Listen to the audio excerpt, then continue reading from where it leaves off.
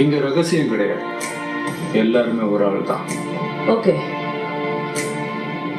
இப்ப இருக்க சிச்சுவேஷன் உனக்கே தெரிஞ்சிருக்கும்.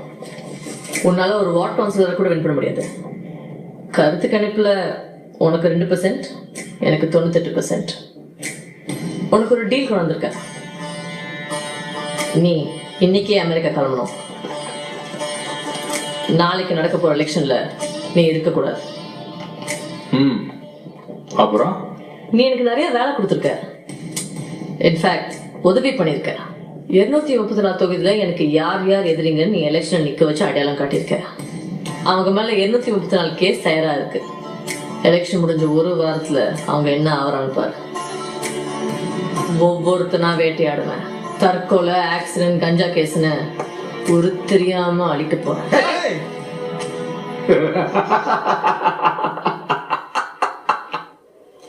நீங்க தான் ஜெயிக்க போறேன்னு சொல்றீங்க, அப்ப நான் எதுக்காக இன்னைக்கே ஊருக்கு போனோம்? உன்னோட ஒரு ஓட்டையும் போடாம நீ ஓடி போகணும். அப்போதான் நான் முழுசா ஜெயிச்சதா அர்த்தம். உன்ன மாதிரி திடீர் தலைவனுங்க இனிமே வரவே கூடாது. நீ ஓடி போறது அவங்களுக்கு உதாரணமா இருக்கணும். நமக்கு பின்வாங்குற பழக்கம்லாம் இல்லைங்க, நீங்க கிளம்பலாம். அப்போ இங்கே இருந்து நான் பதவி ஏற்றதும் ஒவ்வொருத்தனா சாவடிக்கப்பேன். பாப்பா, இன்னும் நீங்க ஜெயிக்கவே இல்லை, அதுக்குள்ள பழி வாங்குற கனவெல்லாம் காண ஆரம்பிச்சிட்டீங்க. அது என்னடா சொன்ன அவன்? என்ன பிடிச்சவனெல்லாம் கொல்ல போறானா?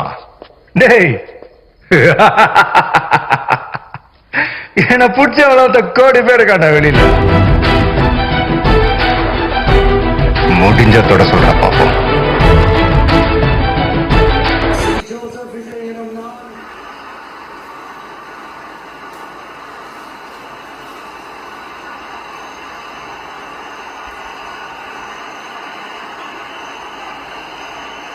சட்டப்படி அமைக்கப்பட்ட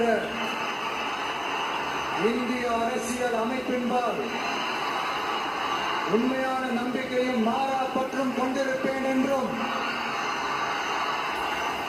இந்திய நாட்டின் ஒப்பில்லாத முழு முதல் ஆட்சியையும் ஒருமையையும் நிலைநிறுத்துவேன் என்றும்,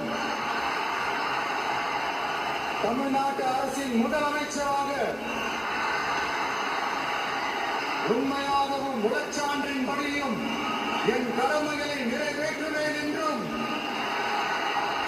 அரசியல் அமைப்பிற்கும் சட்டத்திற்கும் இணங்க அச்சமும் ஒருதலை சார்பும் இன்றி விருப்பு வெறுப்பை விலக்கி பலதரப்பட்ட மக்கள் அனைவருக்கும்